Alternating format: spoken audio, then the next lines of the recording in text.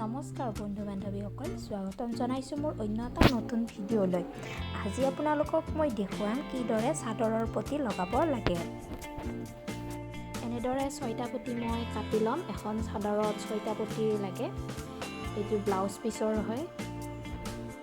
Blouse পিচটো এক্সট্ৰাকৈ কাটি ৰাখিছোঁ।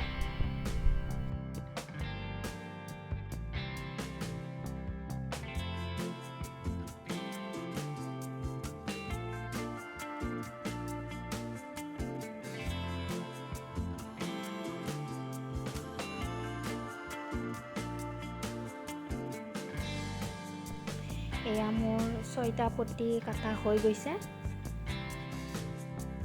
এতিয়া মই তিনিটাকৈ পতি চিলাই ল'ম। প্ৰথমতে 2টা পতি ওলোটাকৈ লৈ চিলাই এটা লগাই ল'ম।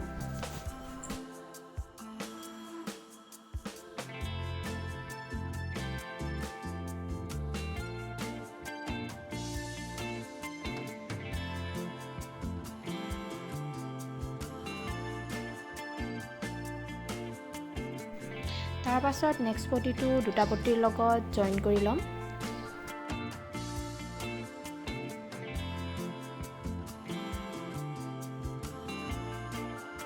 এতিয়া চাদৰখনৰ মূৰ দুটাও চিলাই ল'ম।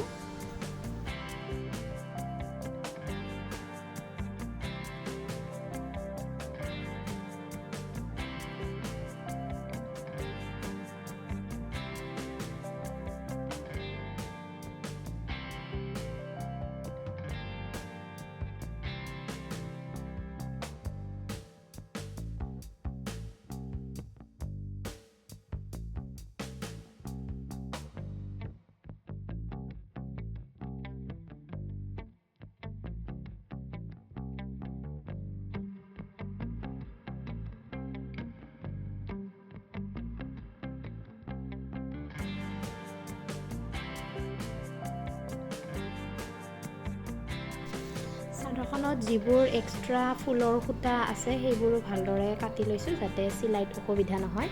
এতিয়া মই পতিটোৰ ওপৰৰ মূৰটো অলপ ভাঁজ কৰি লৈছোঁ আৰু চাদৰখনৰ যিটো ছাইডৰ মূৰ লগাম সেইটো এটা জোখত ভাঁজ কৰি লৈছোঁ। চাদৰখনৰ কাষৰিডালৰ ওপৰত পতি লগাব নালাগে, কাষৰিডালৰ তলৰ পৰা আমি আৰম্ভ কৰিম।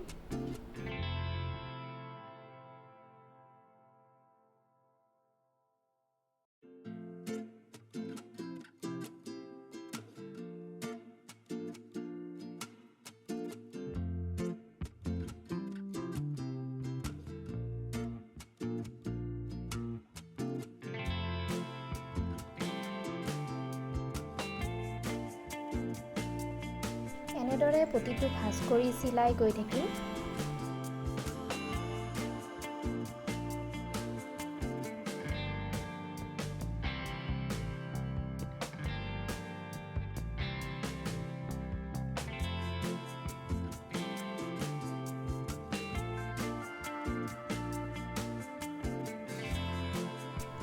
চাদৰৰ পতিৰ চিলাইটো সদায় ওপৰফালে ৰাখিব লাগে।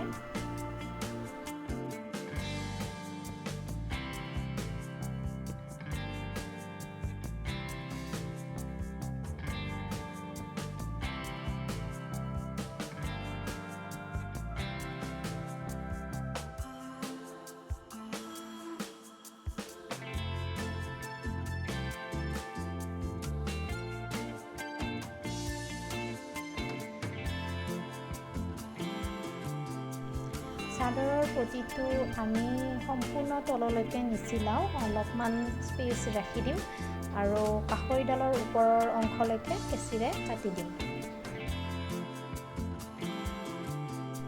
নেক্সট আমি চাদৰখনৰ আকৌ ওপৰৰ ছাইডটো লৈ আহিম, তাৰ পৰা চিলাই আৰম্ভ কৰিম যাতে পতিটো ভালদৰে ফিটিং হয়।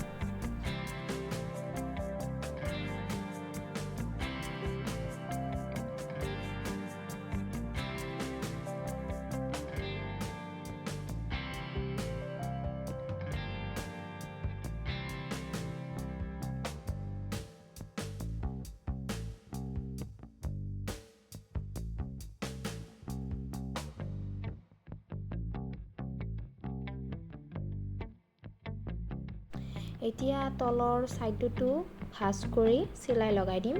যদি পতিটো অলপ বেছি থাকে কাটিও ল'ব পাৰে।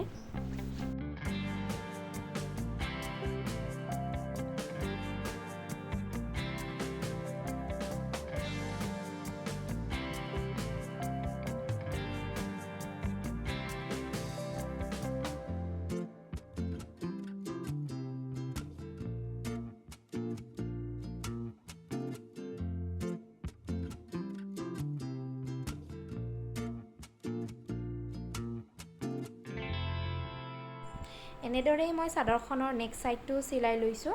ভিডিঅ'টো ভাল লাগিলে লাইক কৰিব, শ্বেয়াৰ কৰিব আৰু আগলৈ এনেকুৱা ভিডিঅ' চাই থাকিবৰ বাবে চেনেলটো ছাবস্ক্ৰাইব কৰিব। ধন্যবাদ।